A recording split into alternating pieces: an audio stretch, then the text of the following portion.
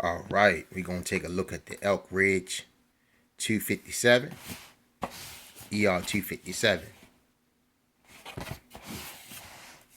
Great big 14.5-inch Bowie knife with a coffin style handle and 10 brass pins in the handle. So it's got a lot of pen work and 3 sections to the handle. Here it is.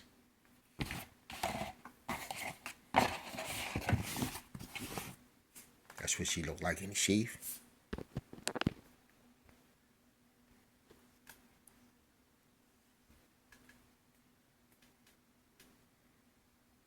I think Ridge Runner makes one like this too.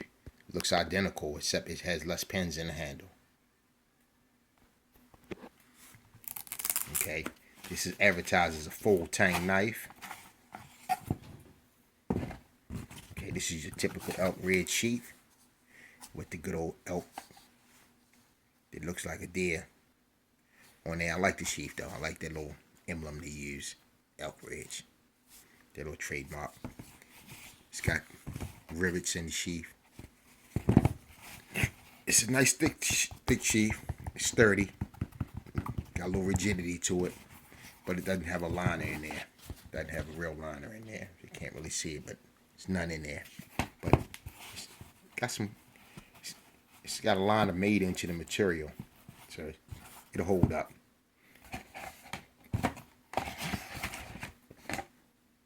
And this is the blade.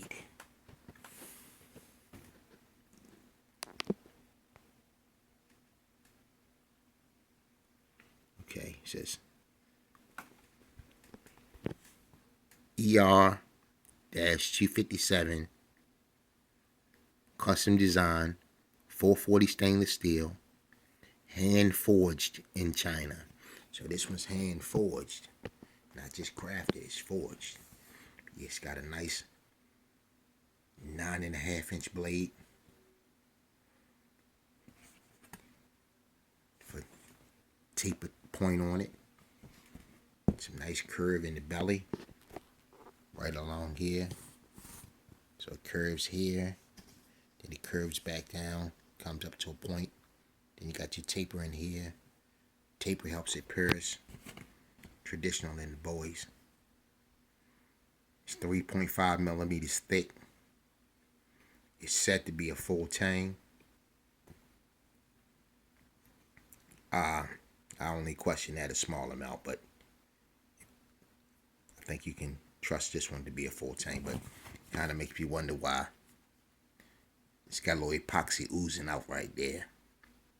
You know, because make it, you never know with the Chinese. Sometimes they can have a going in here, then you get a little tang right here, and the rest of this is molded, because these two parts are still all married together. If it was a tang with a guard, it wouldn't be, but they can eventually polish them together with enough heat. So yeah, it could really truly be full tang. I'm not gonna question that too much, but it's a good looking knife, and it's just a small chore knife anyway because of the stock. Okay, 440 is a good steel, fairly good. It's not the best. It's not as good as 440C or the one in between, but it's probably 440A with a good heat treatment. And you gotta look at what the knife is capable of. This is only capable of taking down small tasks, light duty Bowie. But even though it's a light duty Bowie knife, it's a first defense tool. Okay, so if you're into the defense tool style knives, this one is not one you would want to pass up for the price point, which I paid $27. It came to $33 once they shipped it. So it was kind of expensive, because generally they go for like $15 to $20, but this one was 20, a little more. And it's but I like it though. I like it for a light duty knife, and it's really light. That's another thing about it. It's not a heavy Bowie at all. It's nowhere near as heavy as the Outlaw Bowie, the Timber Rattler style knives. So yeah, it's you can't have all of them feel like hand weights and like you're trying to work out with them. So this one here, This is a nice little Bowie knife. Not little, but, light Bowie knife for light duty. I wouldn't do no baton in, and I don't do that anyway, but if this one definitely wouldn't hold up. But for other things, it'll get the job done. It's just not that tough camp style knife. You can use it in certain hunting tasks, I would assume.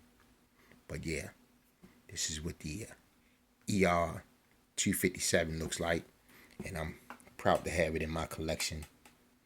You know, for a light duty knife, I would buy it again.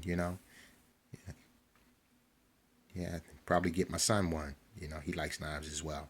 Most of my collection is his as well, so we kind of sharing this hobby together. So yeah, giving you a look at the Elk Ridge ER-257 along with the sheath. You know, it's not a bad knife. It has its limitations, but at the same time, it can be used as an excellent defense tool for survival in that instance. Peace. Take care.